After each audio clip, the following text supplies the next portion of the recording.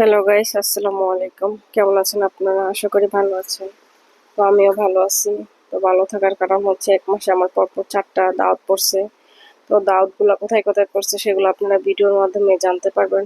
তো ফার্স্টের দাওয়াতটাই ছিল আমার খালা শাশুড়ি বাসায়। তো আমরা সবাই মিলে ওদের বাসায় গেলাম। তো আন্টি অনেকদিন যাবতই বলছিল যাওয়ার জন্য, যাবো যাবো বলে যাওয়া হচ্ছিল না। তো যাওয়ার পরে ফার্স্টে আন্টি দিয়ে দিল 1 বক্স আইসক্রিম। রোদ্রের মধ্যে ভালোই লাগতেছিল খাইতে। তো আইসক্রিম খাওয়ার পর আন্টি এনে দিল আবার 1 বক্স কেক।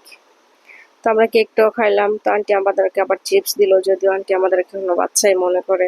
তো চিপস খেতে কার না ভাল লাগে, তো আমার তো অনেক বেশি ভাল লাগে চিপস খেতে। এদিক দিয়ে আন্টি আবার তাল দিয়ে পিঠা বানাবে, তারই প্রিপারেশন করতেছিল।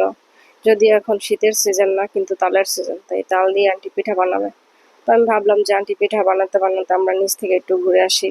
সন্ধ্যার টাইম একটু ঘোরাঘুরি করলে ভালো লাগবে। তো যেই বাবা সেই কাজ। তো আমরা সবাই মিলে নিচে চলে গেলাম। তো নিচে গিয়ে আমরা ফুচকা খাওয়ার জন্য ফুচকা অর্ডার দিলাম। আমরা ফুচকার জন্য ওয়েট করতেছি রে ভাই। ফুচকা আর আসে না, ভাবতেছে মহিলা মনে হয় স্পেশাল ফুচকা বানাইতেছে। ফাইনালি আমাদের ফুচকা আসছে, কিন্তু ফুচকাটার টেস্ট এত বেশি বাজে ছিল যে আমাদের কারো কাছেই খেয়ে ভাল লাগে না।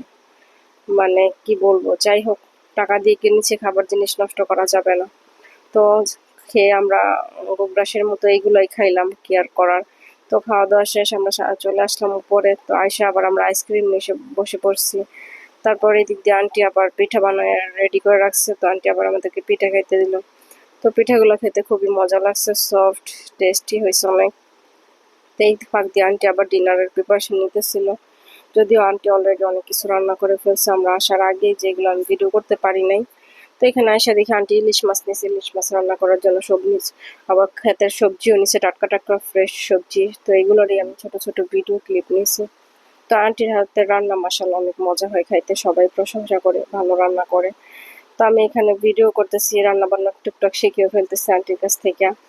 তো খাওয়া দাওয়া শেষ করে একটা ঘুম দিলাম। তো সকালবেলা ঘুম থেকে উঠে দেখি যে কাকু বাজার করে নিয়ে আসছে বইয়ের ভর্তি। তো এগুলোরই কাটাকাটি বাছাবাছি প্রিপারেশন চলছে রান্নার।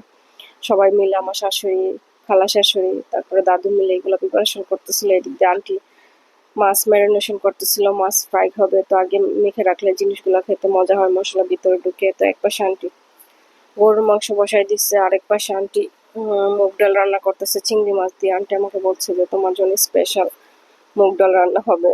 তো আমার যে শুনে খুবই ভালো লাগছে, খুশি হয়ে গেলাম। স্পেশাল মানুষ।